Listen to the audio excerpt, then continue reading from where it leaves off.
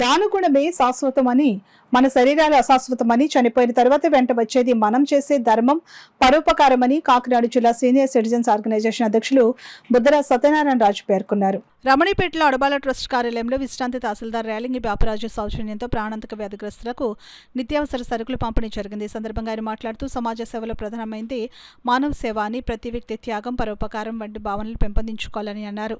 ఆ దిశగా తహసీల్దార్గా పదవీ విరమణ చేసిన బాపిరాజు తన పింఛన్ సొమ్ము నుండి కొంత శాతాన్ని సేవా కార్యక్రమాలు కేటాయించడం అభినందనీయమని బుద్ధరాజ్ తెలిపారు. ఈ కార్యక్రమంలో అడబాల రత్నప్రసాద్, రేలింగి స్వామి, శిరీష, రాజా ప్రసాద్ నాయుడు, సినీ నిర్మాత భాస్కర్ రావు, పిడుగు సూర్యనారాయణమూర్తి తదితరులు పాల్గొన్నారు. రిటైర్డ్ ఎంఆర్ఓ గారు 90 సంవత్సరాలు నిండినప్పటికీ కూడా సమాజానికి ఏదో సేవ చేద్దామని సదుద్దేశంతో నిత్యావసర వస్తువులు వ్యాధిగ్రస్తులైనటువంటి వీరికి ప్రతి రెండవ శనివారం కూడా అందజేయడం అభినందనీయం. వారిని చూసైనా సరే అందరూ కూడా అటువంటి సేవా కార్యక్రమాలు చేయాలని అడబాల ట్రస్ట్ ద్వారా ఇక్కడ ఎన్నో కార్యక్రమాలు జరుగుతూ ఉన్నాయి. అటువంటి కార్యక్రమాల్లో మీరందరూ కూడా భాగస్వామి అయినందుకు ధన్యవాదాలండి.